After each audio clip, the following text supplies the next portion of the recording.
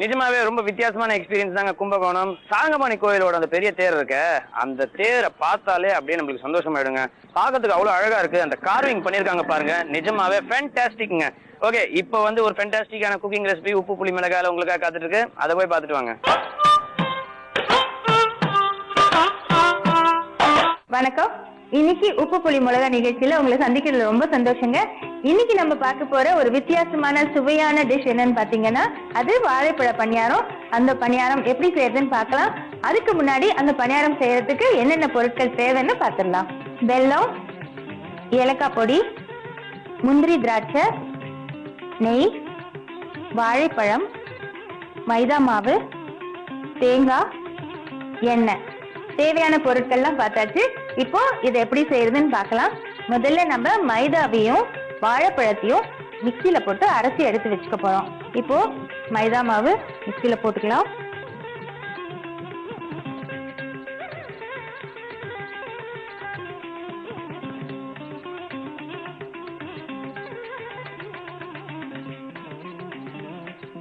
இப்போ நம்ம மைதா மாவு போட்டிருக்கோம், அதோட வாழைப்பழத்தையும் சேர்த்துக்கலாம்.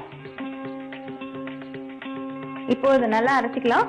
தேவையான அளவு கொஞ்சம் தண்ணியும் ஊற்றிக்கலாம்.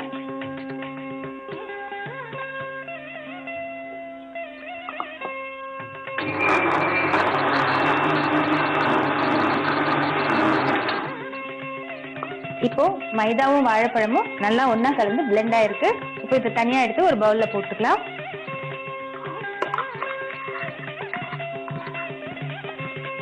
இப்போ இது தனியா பவுல்ல எடுத்து வச்சு, இதுக்கப்புறம் நம்ம இப்போ வெல்லத்தை கரைச்சிக்கணும். அதுக்கு முதல்ல நம்ம அடுப்பு பற்ற வச்சுக்கலாம். இப்போ இதுல பாத்திரத்தை வச்சு நம்ம கொஞ்சம் தண்ணி ஊத்த போறோம். தண்ணி கொஞ்சம் சூடானோடனே நம்ம வெல்லத்தை இதுல கரைக்க போறோம். இதுல வந்து வெல்லத்தை கொதிக்க விட போறதுல சும்மா கரைச்சிக்க போறோம். இதுல வந்து நம்ம மிக்ஸ் பண்றதுக்காக. தண்ணி இப்போ சூடாயிடுச்சுங்க. நம்ம இப்போ நமக்கு எவ்வளவு இனிப்பு வேணுமோ அந்த அளவுக்கு இனிப்பு சேர்த்துக்கலாம்.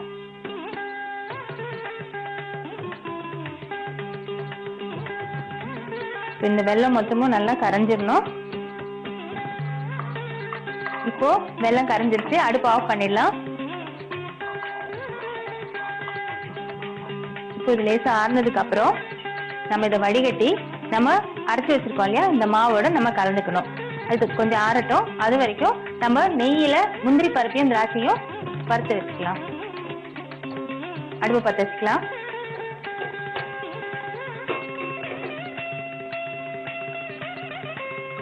நம்ம இதுல கொஞ்சம் நெய் சேர்த்து போறோம். நெய் சூடாயிடுச்சுங்க. இப்போ முந்திரியும் திராட்சையும் இதுல போட்டு லேசா வறுத்து எடுத்துக்கலாம்.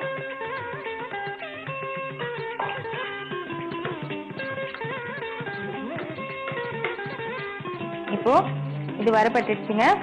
அடுப்பு ஆஃப் பண்ணிடலாம். இப்போ நம்ம இது வறுத்து வச்சதையும் இந்த மாவோட நம்ம மிக்ஸ் பண்ண போறோம்.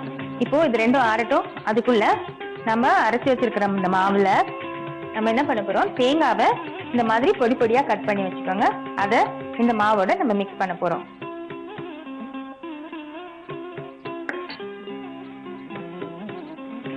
இதோட வாசனைக்கு ஏலக்காய் பொடி,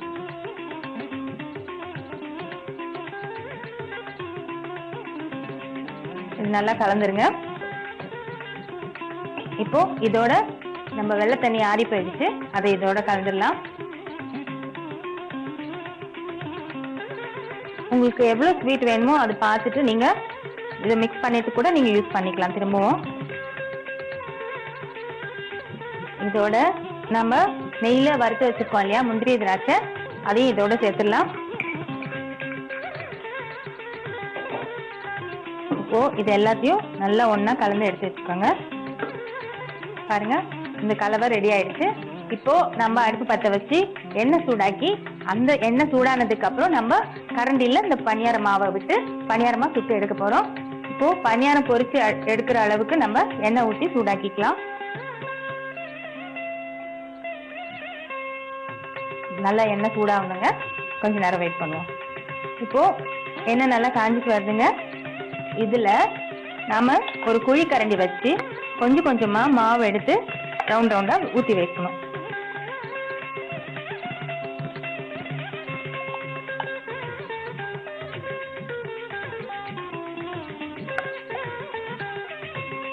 எண்ணெய் ரொம்ப நல்லா காஞ்சிருந்ததுன்னா கொஞ்சம் சிம் ஃபயர்ல வச்சுட்டு நீங்க இதை பொரிச்சு எடுக்கலாம். இது வந்து ரொம்ப சாஃப்டா மெத்துன்னு இருக்குங்க, ரொம்ப சுவையாவும் இருக்கும். நல்லா ரெண்டு பக்கமும் கோல்டன் ப்ரௌன் கலர் வர வரைக்கும் ஃப்ரை பண்ணி எடுத்துருங்க. பாருங்க, நல்லா ரெண்டு பக்கமும் பொன்னிறமா கலர் வந்துருச்சு.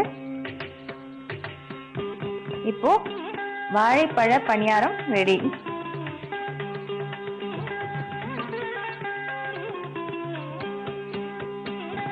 அடுப்பு ஆஃப் பண்ணிக்கலாம்.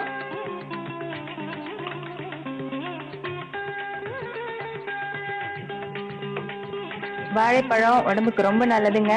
அது வந்து நிறைய எனர்ஜி கொடுக்கும். அதனால குழந்தைங்கள்ல இருந்து பெரியவங்க வரைக்கும் கண்டிப்பா வாழைப்பழம் ஒரு நாளைக்கு ஒன்னாவது சாப்பிடணும். இது ஒரு அருமையான டிஷ், கண்டிப்பா வீட்டுல ட்ரை பண்ணுங்க. அதுக்கு முன்னாடி இது எப்படி செய்யறதுன்னு ஒரு சின்ன ரீகேப். முதல்ல மைதா மாவும் வாழைப்பழத்தையும் மிக்சியில போட்டு நல்லா அரைச்சி வச்சுக்கோங்க. அதுக்கப்புறம் அடுப்பு பற்ற வைங்க. ஒரு பாத்திரத்தை வச்சு கொஞ்சமா தண்ணி சூடு பண்ணுங்க. தண்ணி சூடானதும் தேவையான அளவு வெல்லம் அதுல போட்டு அதை கரைய விடுங்க. வெல்லம் கரைஞ்சதும் திரும்பவும் அடுப்பு பற்ற வைங்க. ஒரு சின்ன கரண்டி வைங்க. அதுல கொஞ்சம் நெய் விட்டு முந்திரி திராட்சை ரெண்டுத்தையும் நல்லா வறுத்து எடுத்து வச்சுக்கோங்க. அதுவும் நல்லா ஆறணுங்க. அது ஆறுறதுக்குள்ள நாம அரைச்சு வச்சிருக்கிற மாவுல தேங்காவை பொடி பொடியா நறுக்கி அதோட சேர்த்து கலக்குறோம். அதோட கொஞ்சம் ஏலக்காய் தூளியும் சேர்த்துக்கோங்க. நல்லா கலந்து வைங்க. இப்போ வெள்ளை தண்ணி ஆறி இருக்கும், அதை நல்லா வடிகட்டி அந்த மாவோட கலந்துருங்க. மறுபடியும் அடுப்பு பற்ற வச்சுக்கோங்க. கடாய் வச்சு அதுல எண்ணெயை ஊற்றி சூடாக்குங்க. எண்ணெய் கொஞ்சம் நல்லா சூடானதும் நாம கலந்து வச்சிருக்கிற மாவை குழிக்கரண்டியால கொஞ்சம் கொஞ்சமா எடுத்து ரவுண்டா ஊத்துங்க. ரெண்டு பக்கமும் நல்லா திருப்பி போட்டு வேக விடுங்க. நல்ல பொன்னிறமா வந்ததுக்கு அப்புறம் அதை எடுத்து தட்டுல பரிமாறிடுங்க. இப்போ உங்களுக்கு சுவையான வாழைப்பழ பணியாரம் தயார். இதே மாதிரி ஒரு புதுமையான சுவையான ரெசிபியோட நான் மறுபடியும் உங்களை வந்து சந்திக்கிறேன். அது வரைக்கும் உங்ககிட்ட இருந்து விடைபெறுவது உங்கள் யுவஸ்ரீ.